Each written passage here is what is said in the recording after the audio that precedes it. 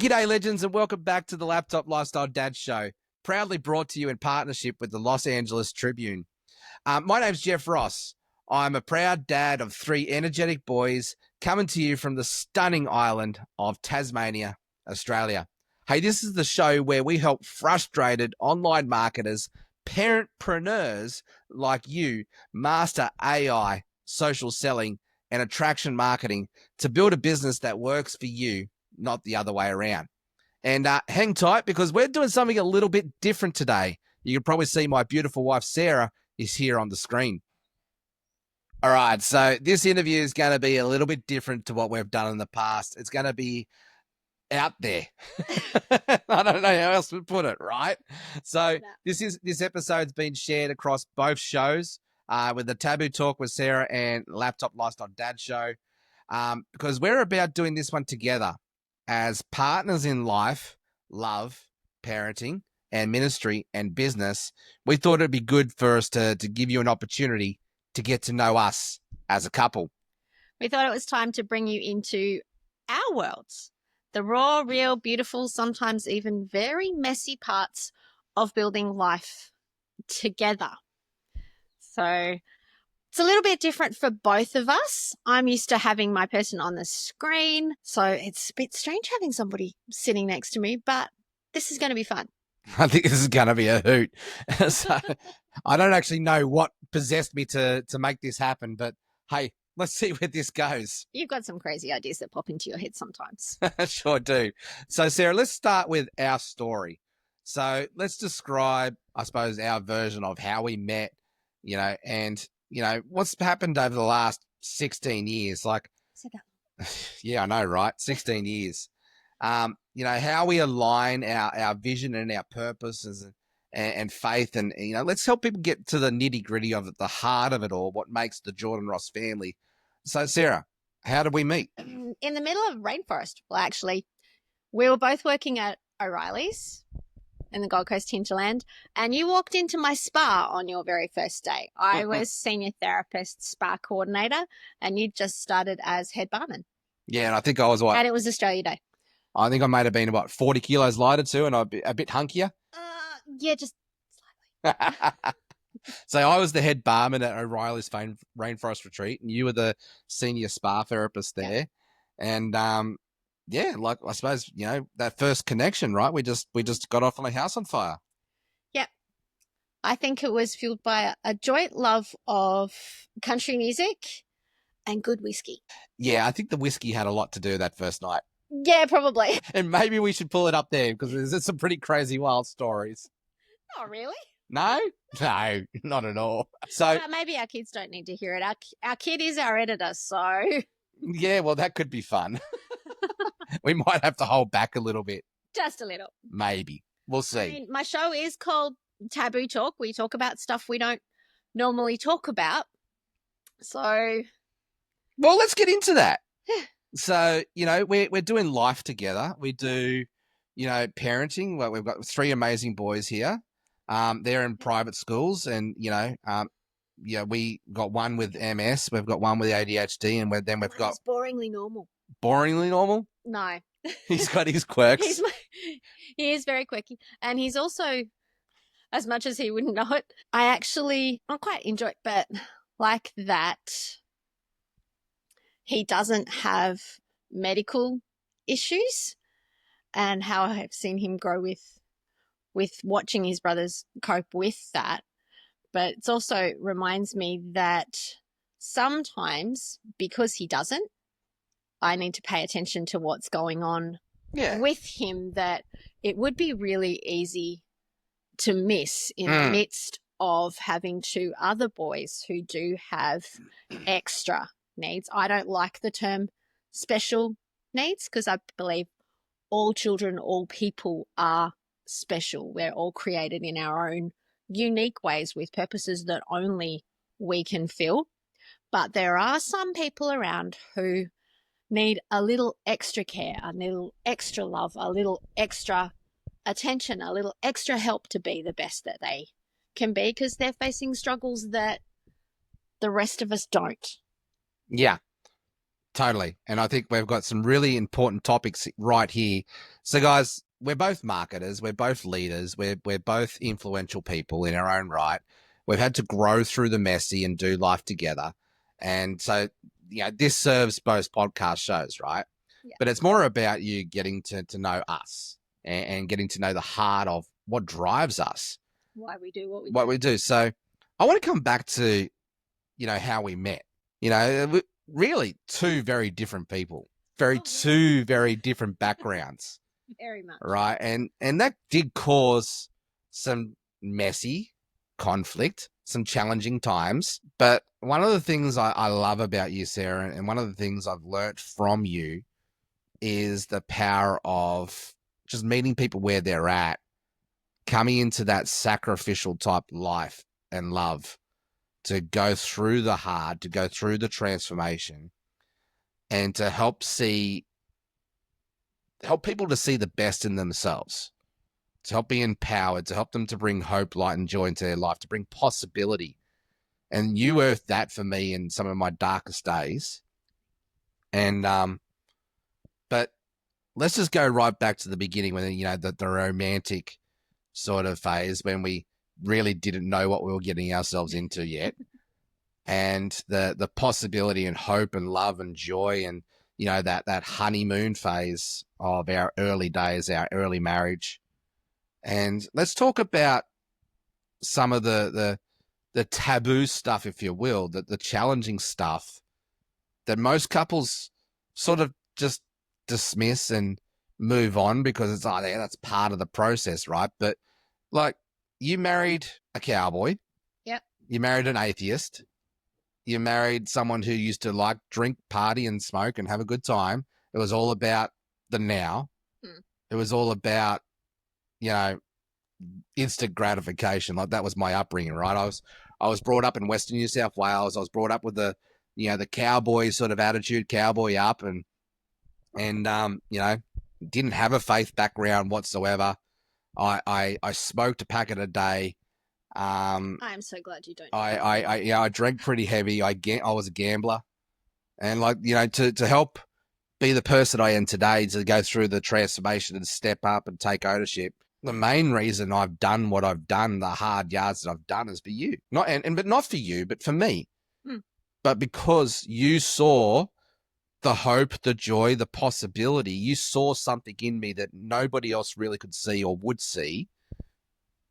And you helped me get through that, and you helped me to want to be a better person. So my question for you here, and I want you to explain your background a little bit for our listeners too.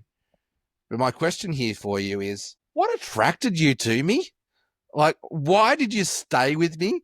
And I just, everybody wants the answers to this question. I think a lot of our family probably wants the answers to this question. What did you see in me? You brought out the joy and the fun and reminded me who I was. You saw so much more than just the massage therapist, just what I did. You saw into more of that. And we actually had, even back then, deep conversations about spirituality. Like, I loved that we would stay up for hours just talking about talking. Yes, just talking. In the very early days. Please don't gross the children out. Yep. Sorry. You say I like to make you laugh, so. Yeah. Sometimes he's very funny, ha, and sometimes he's funny, strange. And somehow got through that. I suppose my background. So on faith things, I was raised Catholic. I have 4 aunts who are nuns. God was a given in my life from day one. But what was really cool was how my mum did it. I was always given a choice about following my faith. I was never forced to go to church, any of that. Mum would say, I'm going, are you coming or not? And whatever it was. But when we met, I was also 34.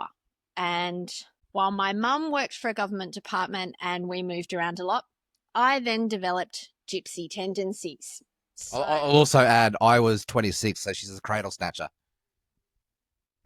That's a taboo talk in itself, right? We'll come back. We'll come back to that one. No. Women live on average 7 years longer. So that's actually the perfect age gap if you want to go that way. Well, there you go. We've worked out the perfect age gap. Women, you're going to marry someone younger. Yeah, and that way you can get them young and train them, right? All right. So come back to you're telling people, telling our audience. In Australia, I have lived as far north as Cape Tribulation, as far east as Brampton Island, as far west as Moree, and as far south now as Launceston. We've been in Launceston 10 years. No, 11 years. Hang on, how old's Lachlan? Almost 12. Almost 12. So it's going on 12 years that we've been in Launceston. That is the longest I have lived anywhere my whole life. Prior to that, the longest was probably about 4, and that was when I was at university.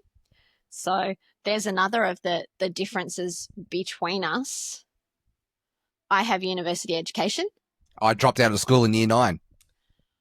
The first year of our marriage, I started a master's degree in bioscience research after having I have a degree in sociology and human bioscience, and then went into massage, and I've spent the last 25 years in a health and wellness space.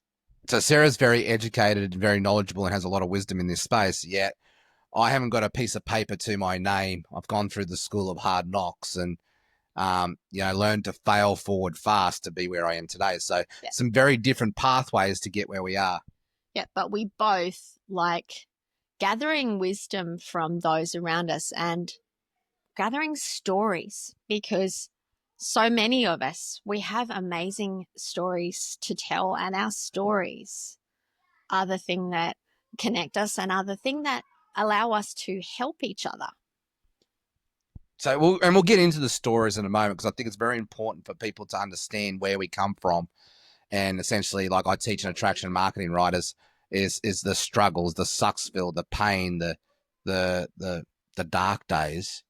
Like I'm. There were a few. Well, I very publicly announced, I tried to kill myself over 10 years ago. So, there's a reason behind that. So let's unpack that a bit more from both sides of the story. Yeah. But I want to come back around to sort of influence, right? Because leadership is influence and influence is leadership, right? And I think that's probably one of the areas that we've both grown in over this last decade and a half together, is learning how to become better influencers and better leaders, for not just for ourselves, but for our family and for our community. And like, we've done a crazy thing last year. Like, we started an online church. Yeah. Like, you've got to be a bit of a crazy misfit type person to want to go do that. Hey, I've never fitted nice and neatly into any box anyone's tried to put me into. Right. So I want to come to that. That's the topic I want to hit on, right? There's a few different areas here, but let's come back to the early days. So we've got an atheist, and essentially someone who comes from a Christian background, is very devout. Yes. I was asked once, at a time when I wasn't attending church regularly, what it was that made someone whose faith was as strong as mine. If there is one thing I know, there is a God and he has a plan. Some days I wish he'd let me in on it. And I really wish, before I had to learn the hard lessons, that he'd take his steel caps off before he boots me up the backside. But yeah, that's just how it's.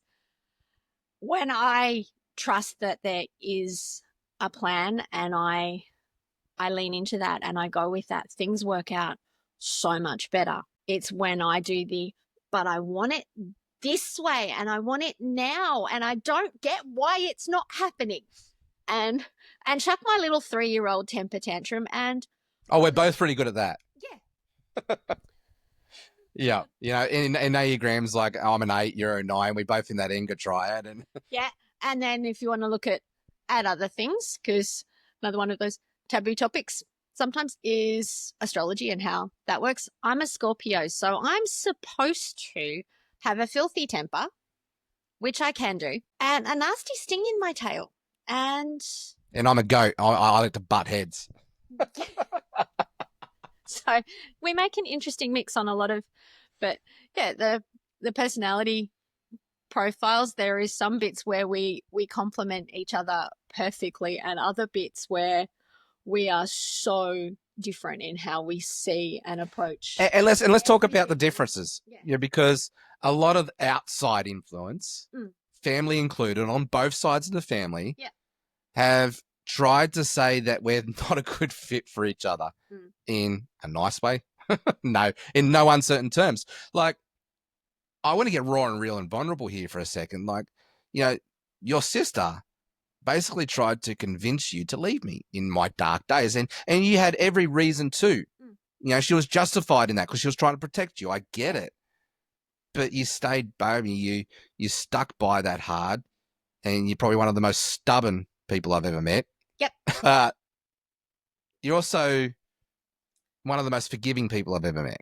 But, we're talking about influence here in this conversation, right? What influenced you to stay when I was being a complete arsehole? Because I knew where that was coming from. I knew the pain that was behind that.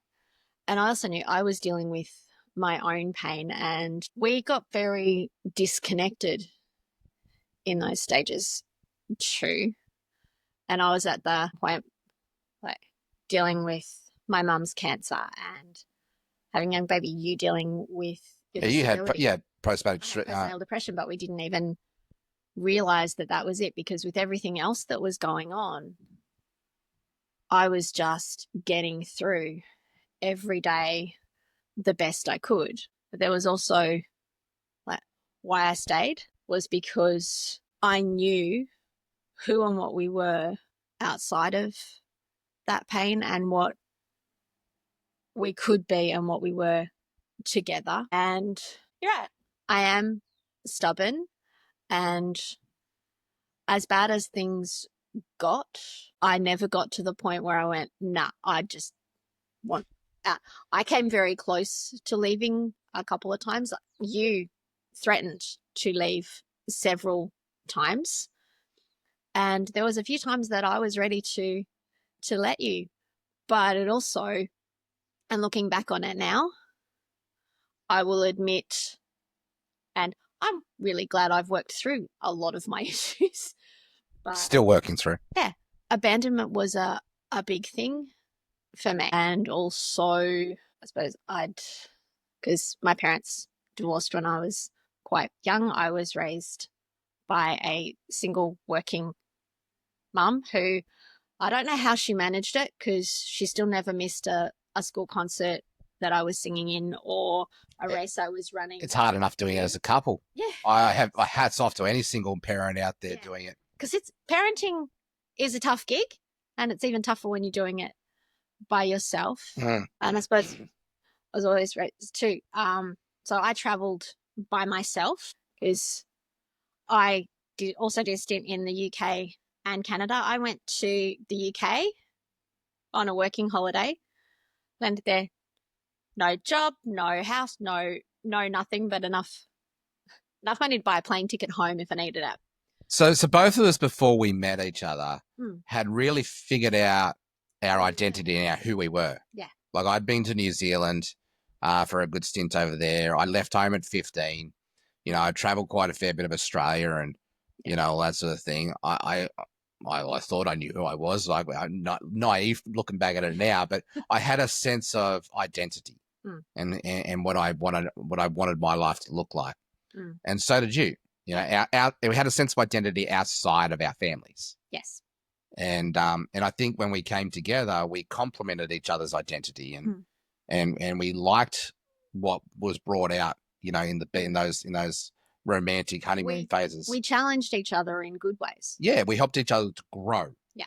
Right, and to step up and be challenged in a good way, but to grow together. And I'd say that the number one thing we've done well is we've looked for ways to continue to grow together. Yeah. And so I see like my own parents' marriage breakdown, probably your parents' marriage breakdown, any relationship breakdown is because they've grown apart, not grown together. Well, they've grown individually, but they've grown in different. That's what I mean, grown apart. What they've wanted is different.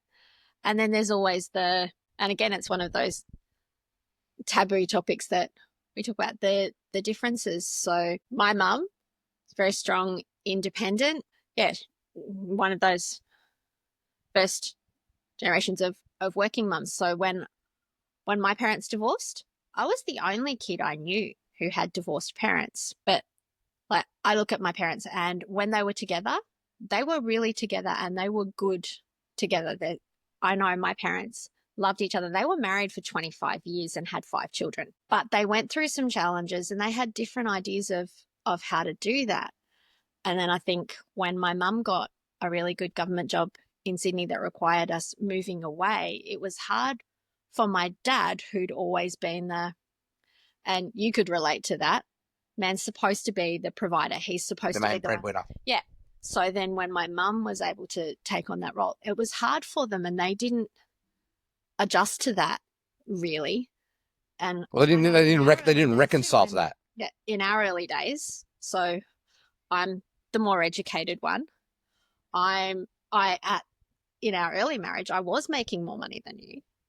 Well, there's been in our entire marriage, there's been stages where it's been me, it's been you, it's been me, it's been you, and we've been okay with that. We've had to be out of necessity. Yeah, but we were both independent before that, and it was 2 independent people coming together. Yeah. Whereas sometimes, and there has been times through our marriage, because we've been together, 16. Yeah, and there's been times where I've dragged you kicking and screaming and tried to force it to go one way or another, not realizing that, hey, I need to learn to get your buy-in and get you to say yes rather than just say, fuck it, like you coming this way with me or not. Yeah, and sometimes I let you think that you're in control. Yeah. Just as stubborn in how I get. I think funny thing that just popped into my head was one afternoon you and I were having a discussion. An argument, maybe. Yeah. And our son Harrison comes out with, now, is this what you call passive-aggressive negotiation? It's just like, oh, crap, I've just been called out on my behavior by my 12-year-old.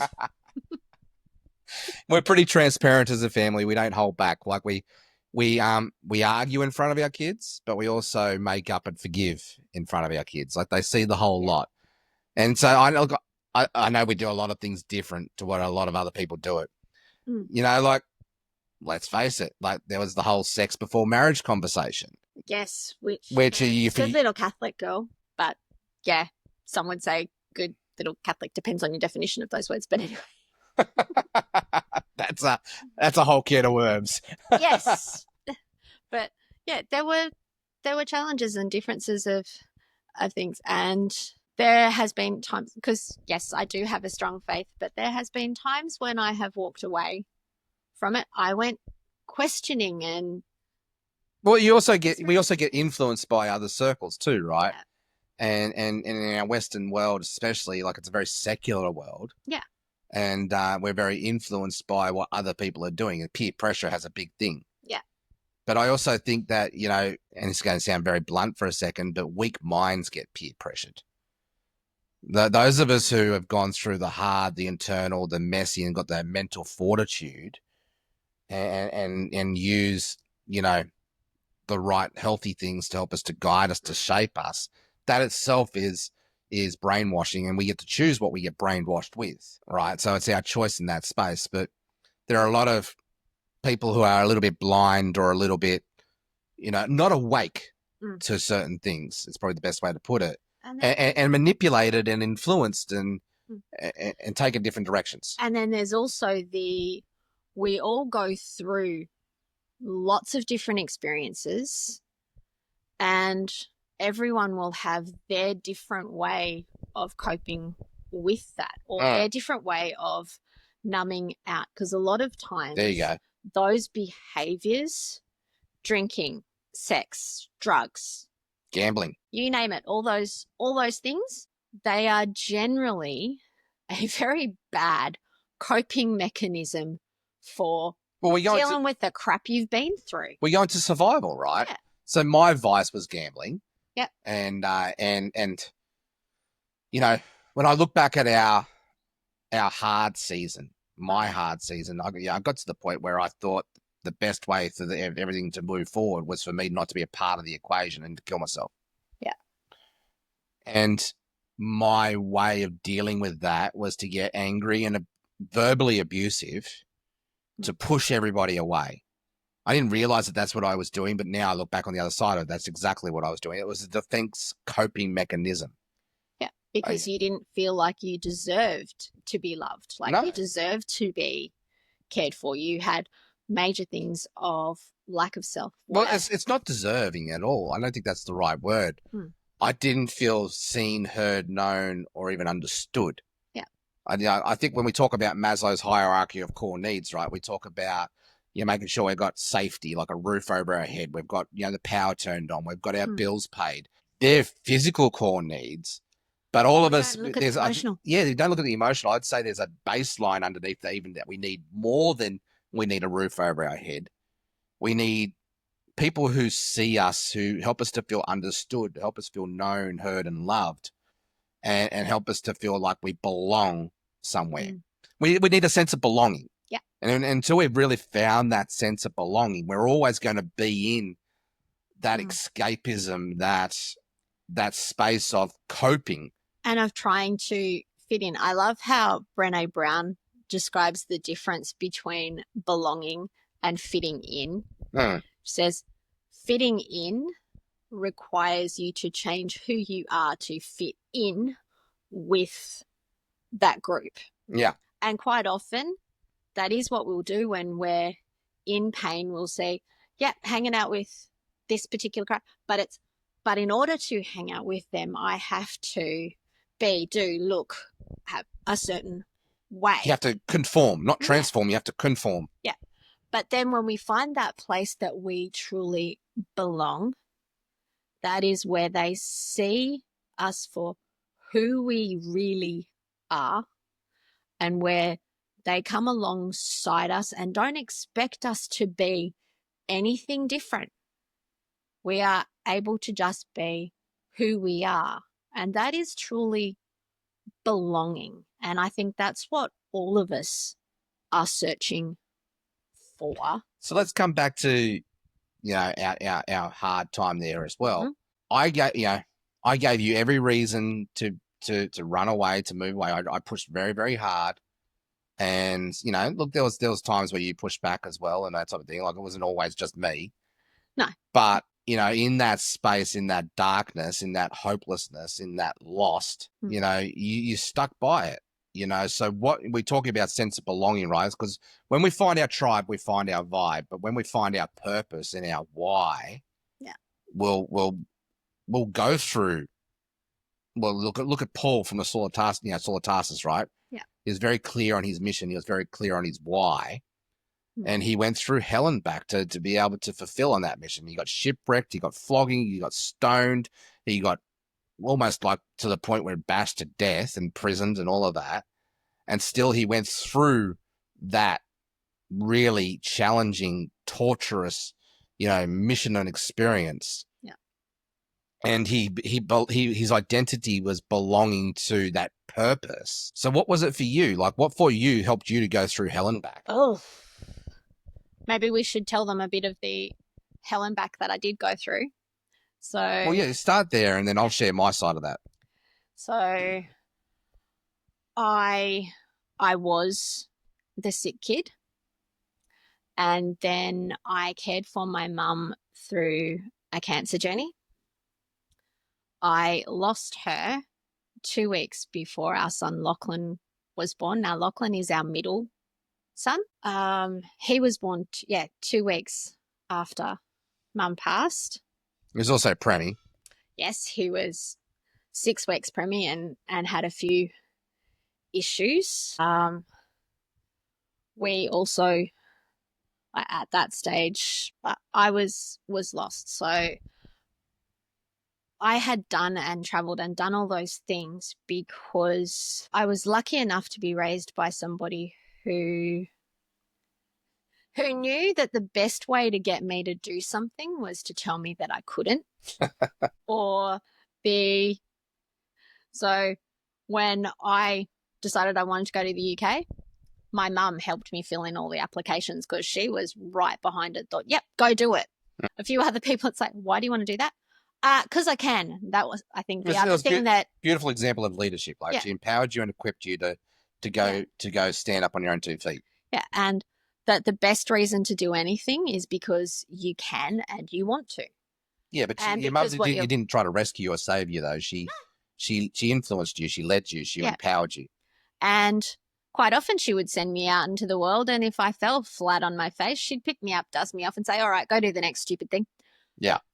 And because of that, I was never afraid to go and try that, because I always knew I would have her to come back to, and that she Well, you would had pick me up, dust me off, and You had that Manage- safe space to be able that you belonged to Yeah. help you to come back and repair and heal. yeah. And then when I lost that, and I had this tiny baby who had extra needs at that time, and I also had Harrison was Harrison, two at the who stage, was 18 months. 17 months old when Mum passed. Yeah. And a husband who's just been basically wiped off the board put onto a disability pension. And was struggling with all of what identity that crisis. meant Yeah. for you. And I just kind of went, oh crap, what do I do? I'm glad that I did have faith, because I don't know how I would have gotten through that had I not, because that was another thing that But it's my also family gave me, and Yeah. I'm very grateful for that. But let's talk about that side of things too. Like in this moment, Yeah. both our families weren't very supportive or helpful. We were very much on our own. I don't think they knew No, they didn't. how to be. No, they didn't know how to be. That's why they weren't. And that's what happens, right? And we didn't know what we needed, so we didn't know how to ask for it. No.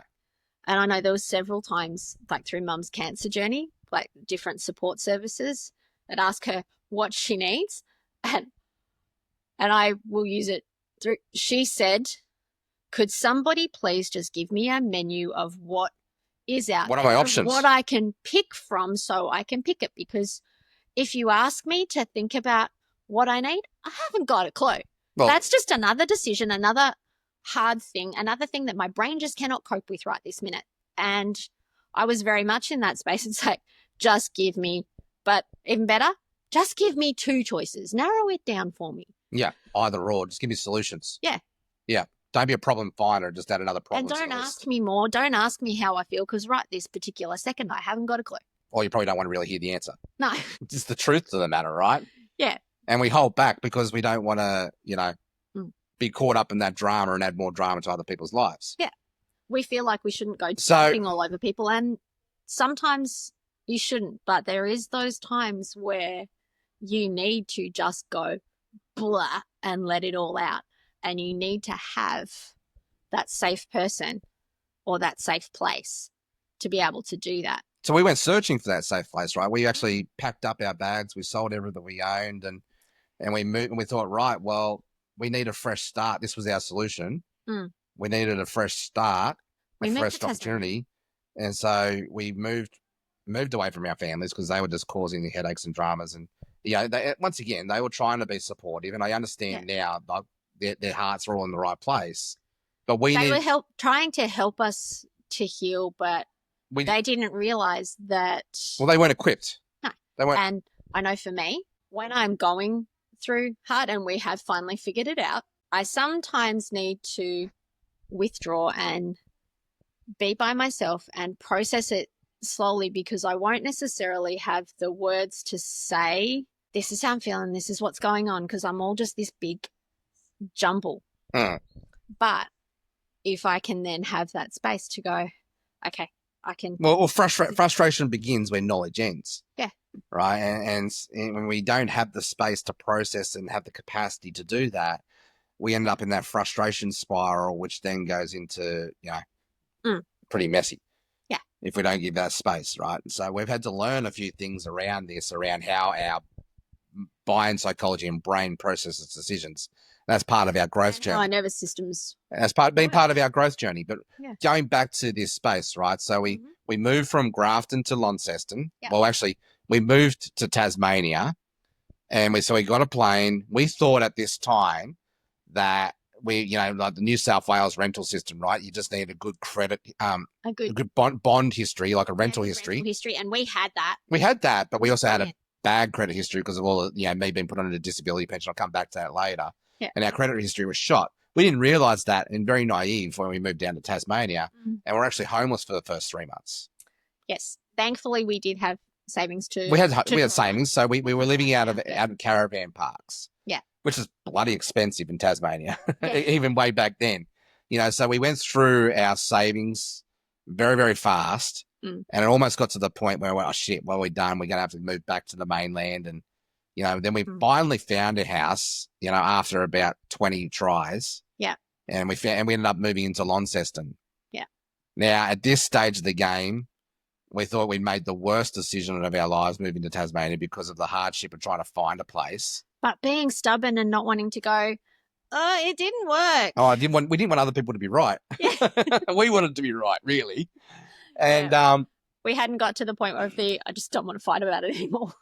So we found a place 12 months into it. We thought moving to Tasmania would be, that's our escapism, right? That was, we'll have a fresh start and things will be great. The thing with that, if you don't, and the lesson to take away from it, if you don't deal with your baggage, it follows you. And it becomes very heavy. It does. So because our problems didn't get left behind. We brought them with us. And they got exponential. Yeah. And it wasn't until we actually started dealing with them that things changed. So let's talk about that first 12 months in Tasmania. What was that like for you? Oh, do we have to? Yeah. I think we're at a space where we can. Yeah. It was really hard because, again, I was trying to find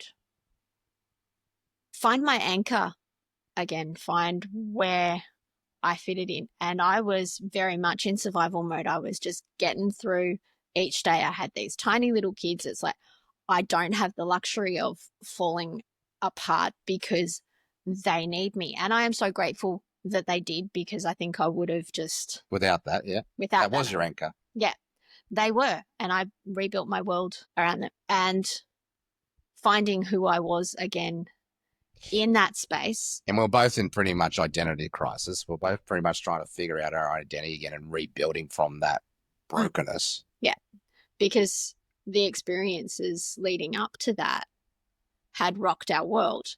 Well, there's a reason that the death of a parent, spouse, or child is the most stressful thing we ever go through. And not only that, moving house, moving state. Moving house, having a baby,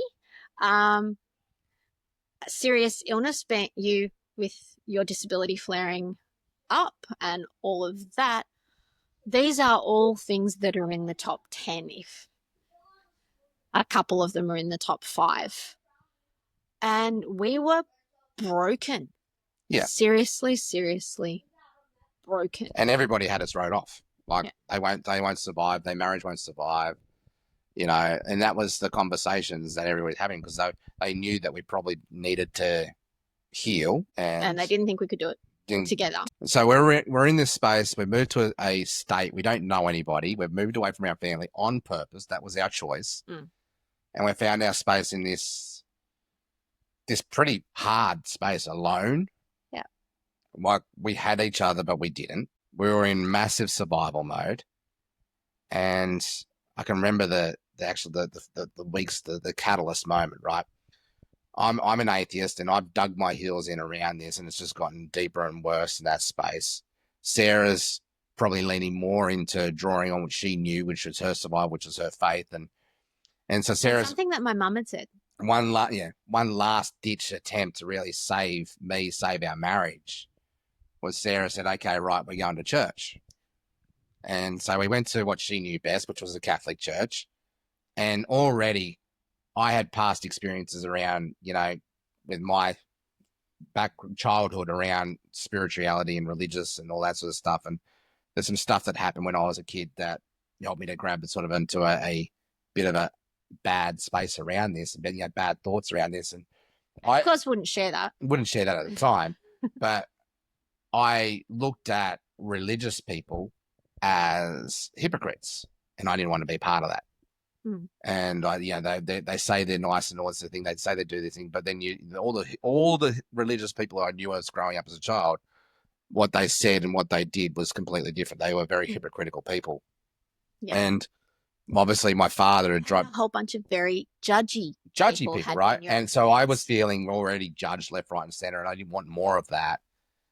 And but Sarah's going, right, well, look, we need to do something different, so let's go to church. So we went to church, Catholic mass, and 20 minutes into it, I don't know, I just got something just triggered me. I think it was the fact that they all went up for communion, and I had to stay back, and I never felt belonged. I had to stay because I wasn't baptized or any of that, the religious stuff.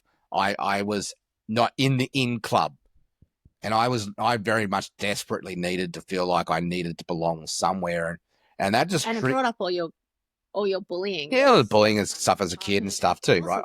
I never up until recently, I never really felt like I belonged anywhere, not even in my own family. Yeah. But yeah, a bit of a black sheep. Well, I'm an acquired taste. I'm eclectic, and I've had to really own that too. I've had to really step into that and grow into that and be okay with that. But I've also coming back to this point in the time, right? Something visceral happened in me, and I'm embarrassed to say, but I acted like a 3-year-old having a teenage tantrum. It was kind of impressive, dare I say. It was embarrassing. Yeah. There's been probably 2 or 3 moments in my life where I've had rage fits, and really the police should have been called. And I still don't know how to this day that I'm not in jail sometimes with the way that I just I don't remember it. Like, I have people describing to me what's going on in those spaces. I don't remember it. Yeah. But I know in this one I do remember. Like, I got up, I screamed at the top of my lungs. I said, I don't want any of this fucking God crap in my life ever again. I've tried it. I've done. And I dragged Sarah and the kids screaming out with me. And it's like, and everybody's just looked at us. The preacher, the priest, the congregation, they're just all looked at us mortified because we're sitting at the back, and like we walked in 10 minutes late. And so they were probably none the wiser that we were even there. No, because the beauty of church in rows, you can sneak in the back door and you can sit there and you can hide, and you don't have to talk to anybody after if you don't want to. You just sneak out. I forgot to give him that little tip. Right. So anyway, I actually call it now that it was probably a demonic thing that was happening. Yeah.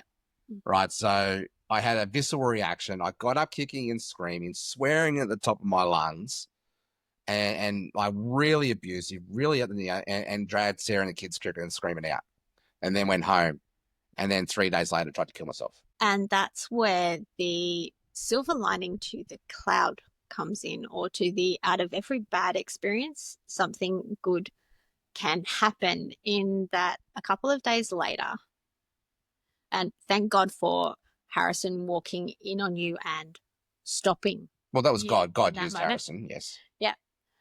But a few days later, you actually opened up to a friend of ours, told her what was going, and she then introduced us to Sharon and Tim. And like, we're at the Tower Race Centre, it's a function centre and a kids' playground. We'd been going there for a while, didn't necessarily realise that it was run by a church. Like, I had a vague idea. It was an event centre. Yeah, that was all we knew. It was like, it's a cool indoor kids' playground, and our kids love being there. And we'd gone there for business meetings and but you opened up to Celine, and then we went to, and you opening up to her, I also found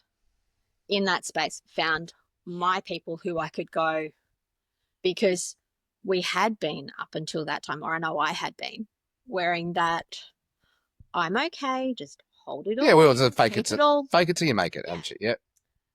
I let the mask drop and admitted, hey, no, it's not okay. Yeah, because I was building a business. I was building your Ripple X marketing at that stage, and I was networking, and I was wearing all the suits. I was putting all the fake bravado, the arrogance, the ego. You know, very much look at me. And then coming home behind closed doors, and being a very different person. It was completely shit. So you know, talking about not liking hypocrites, I was a hypocrite. But you opened up to Celine. She introduced them. They invited us to a community event. And that was all we knew, was like, they're having this long table family feast.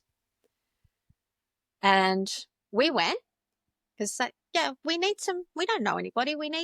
I identified there at that stage, the missing piece for us was we needed friends. We needed connection. We needed community. Yeah. So we're not supposed to do life alone. And yeah, okay, we had walked away from our families and were trying to do it all alone, which is what so many people do. Yeah. But then at that dinner, when we were invited to, so it was a Friday night, when we were invited to check out the church service on the Sunday, I had this, could the ground open up and swallow me now, because this is not going to be pretty.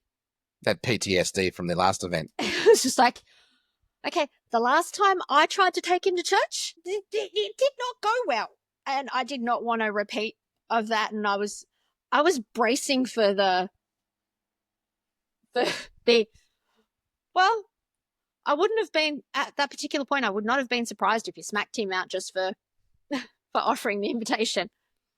But you didn't. You accepted the invite, and I'm standing there going, okay, we'll see how this goes. Was it yeah, I'll say yes, we'll go, just to shut him up so we can get out of here. But then we actually went. And the thing my mum had said was that he needs God in his life, and when that happens, everything else will work itself out and will be okay. We won't tell her that she was right. I think she knows. My mum had one of those really annoying habits of frequently being right.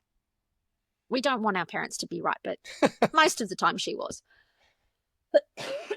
Wisdom, right? Yeah.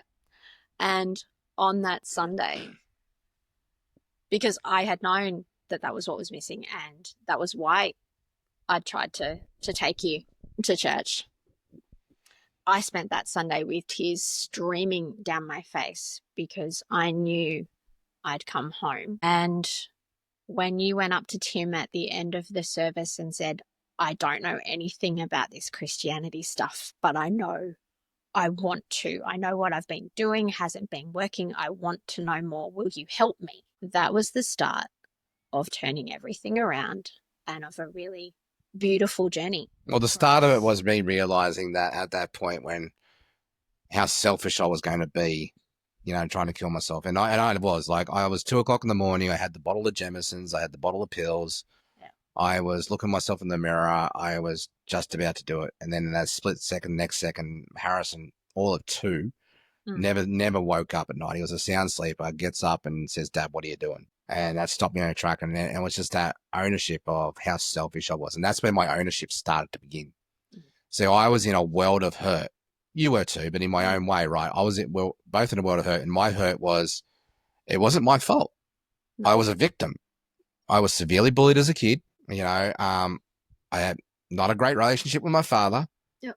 I had every excuse and every reason and every justification to say, hey, I was a victim. This is not my fault. I was in that blame, excuse, and denial space. And it was through starting some personal development coaching, actually through some business coaching, that I, needed to start to see how to live life above the line, to start to take ownership, accountability, and responsibility for my stuff, right? And you needed to learn how to pick up your all. Yeah, I needed to pick up my shit and deal with it and do the messy, hard internal work. And so taking ownership of that very selfish decision that I all but made was the catalyst.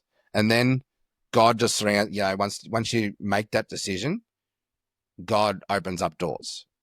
And now looking back, that's what's happened, right?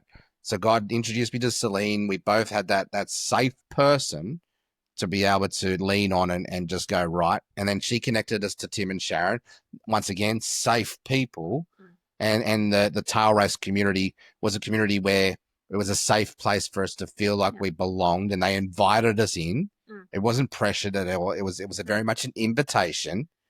Yeah. And it helped us to feel like we belonged and gave us that safe space to be reconciled and to own our shit, to take accountability, to take responsibility, and then give us the safe space then over the next 10 years to heal. Yeah. And we're still healing. We're still doing the messy. We're still doing the transformation. We are all works in progress. And I sometimes think, and one of our lovely friends, Anne, has a great way of putting it. Rock bottom is a really firm foundation to build back up from. And I think we needed to hit that for us for both of us. And one of my early experiences too, of when I knew that I'd found that spot where we belonged, was with Alana and our son Lachlan. Now, understandably, Lockie was very, very clingy in that I suppose I was his safe place. He didn't have... Well, I definitely wasn't. No. And, yeah. He still is very clingy. Like, yeah, and both Harrison and Lachlan, you know, I was not a very safe person to be around. No. And they, you know, basically that's one of the things that I have done a lot of work on, a lot of restoration and repair and forgiveness and seeking through, you know, with Sarah and my kids, is learning how to become that safe person to, so they want to be around me, because Harrison and Lachlan, their look in their eyes, it broke my heart every single time to have my own boys looking up at me and be so fearful of me and run away every time I tried to get near him. Well, Lachlan in those early stages, because he was only 4 months old when we moved to Tasmania, so he was still under 1 when this had, or he was about 1 when this all happened. But we'd been going to the Tower Race for business meetings for a while, and Alana looked after the kids.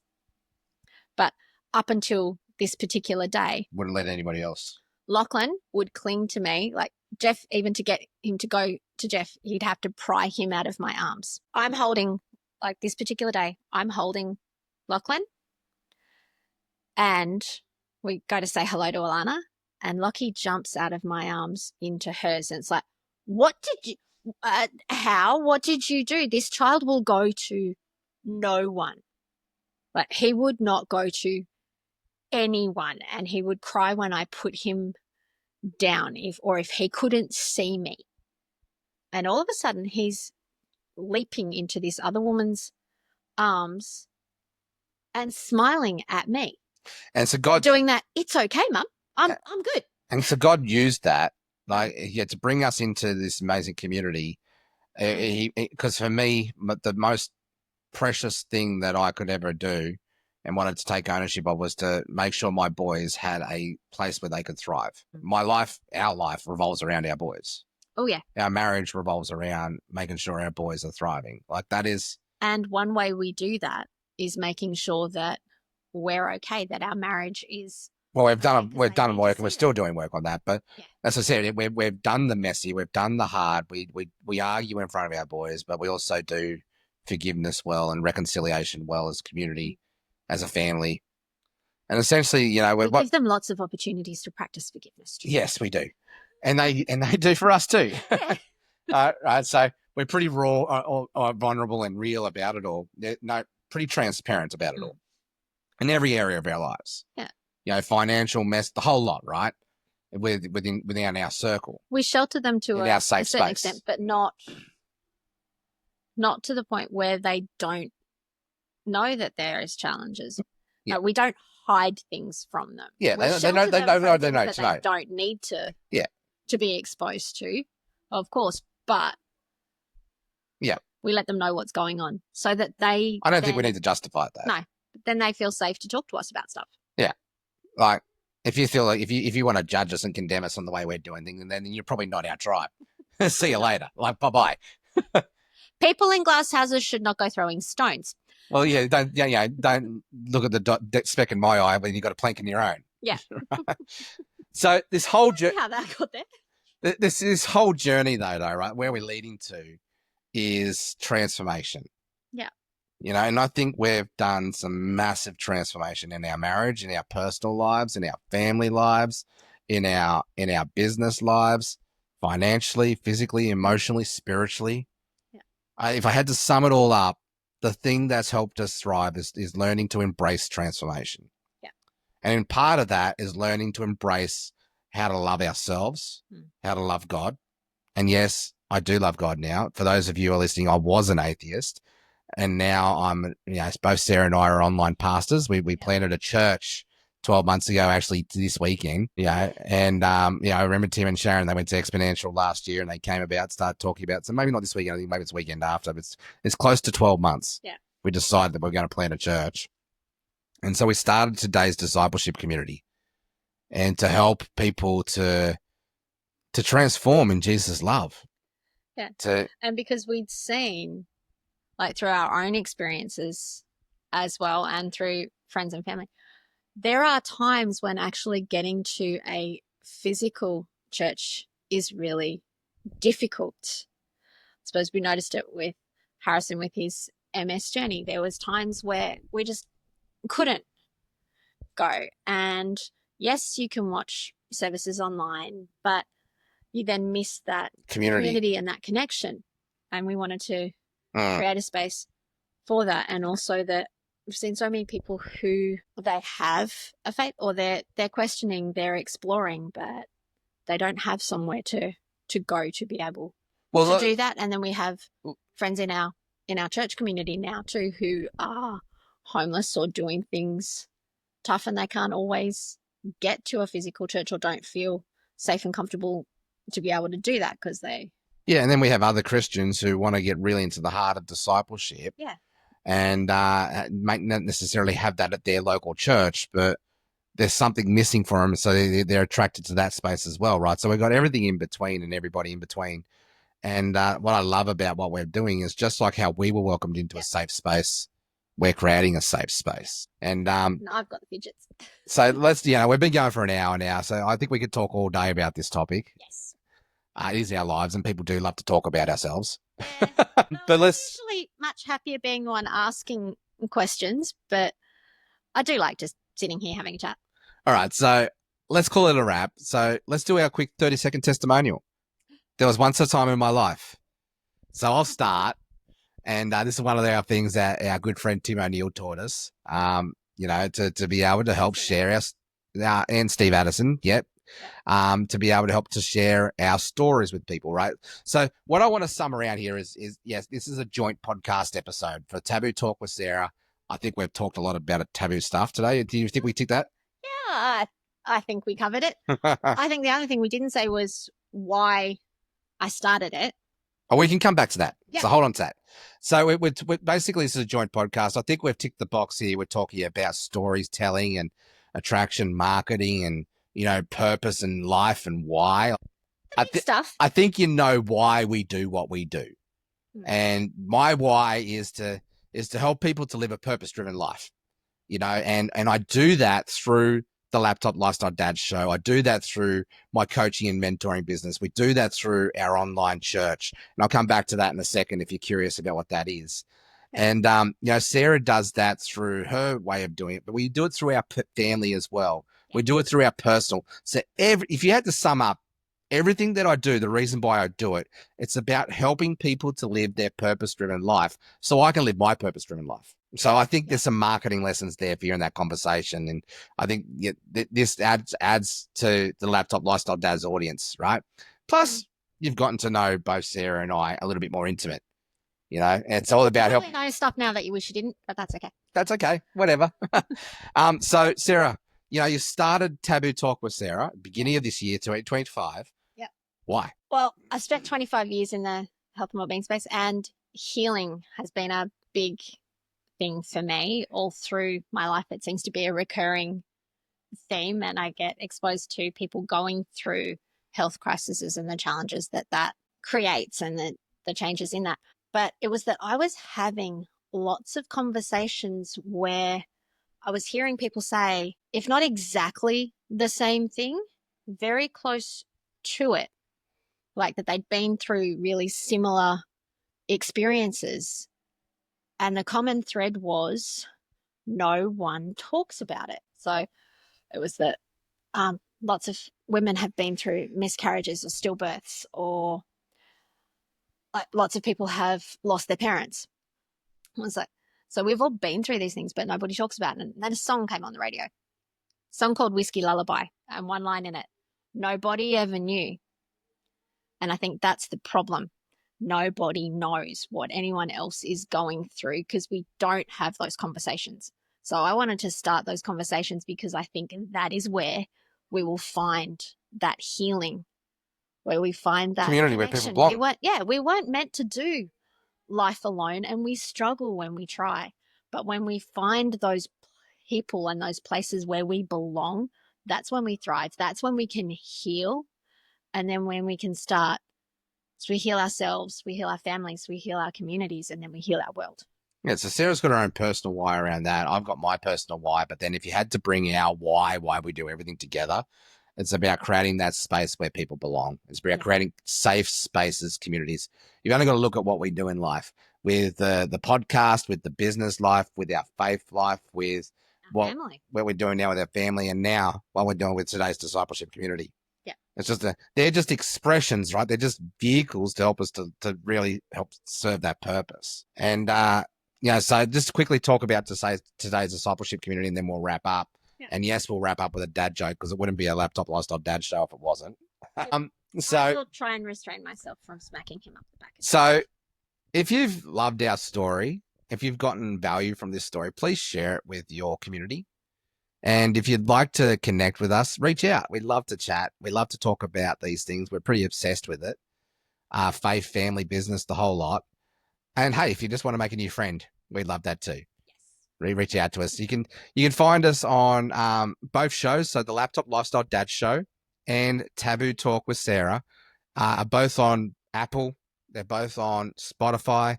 They're both on YouTube. And Sarah's will be very shortly.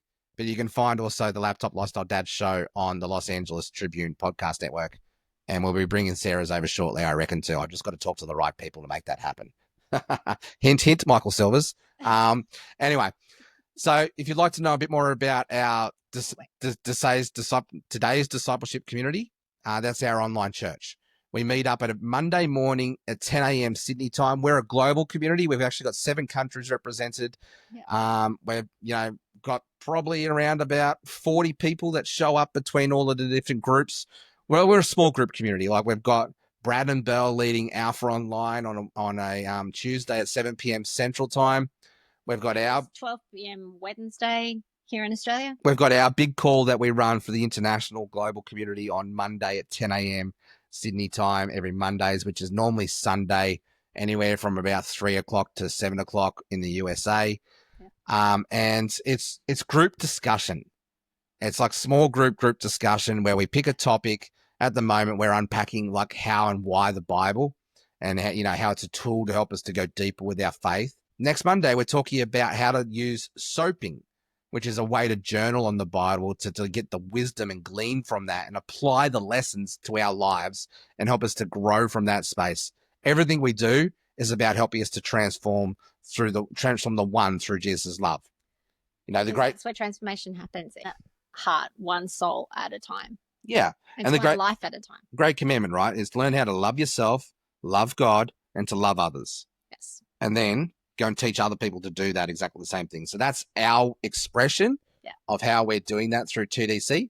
And if you'd love to learn more about that, we'll make sure that the links and the details are in the show notes below. Yeah, we'll get our little editor to pop them in. Of course we will. And Harrison, thank you. Mum and Dad love what you're doing in this space and stepping up at 13 years age and doing our production and editing for both podcast shows.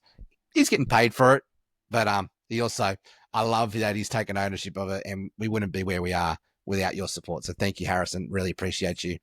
And Lachlan, he's a pretty amazing kid. And Lachlan and Jackson, pretty amazing too. Like we really love all of our 3 boys in different ways, of course, and their own unique way. And we bring out the best in everybody, and they bring out the best in us and help us to step up and be better parents. Yes. Each and every day they help us to be better people. They give us the why to want to do that. And Sarah? Yes. I deeply respect you. I love you. Thank you for helping me to be the best version of myself. Thank you for being the first person to see that, to bring so much hope and peace and joy into our lives. Thank you for being the glue for our family, for being stubborn and not giving up on me. And thank you for going through hell and back with me. I love you and I appreciate you. I don't know what to say to that. You're not meant to. So let's take it to a different direction now. Here's my dad joke. Oh, do we have to? So I know my friend Davo likes this one. He actually gave it to me, and it's a goodie, but it's an oldie. And I think it's appropriate for today's episode. Sarah, you know I married you for your looks, don't you? Just not the ones I give you now. And let's call that a wrap. Thanks for your time, guys. We'll see you on the next episode, either on Laptop Lifestyle Dad Show or on Taboo Talk with Sarah. And until we do see you again, remember, your stories matter. So please, please keep telling them. We need to have those conversations. They sure See do. you next time. Stay caffeinated, stay legendary. We'll see you on the next episode.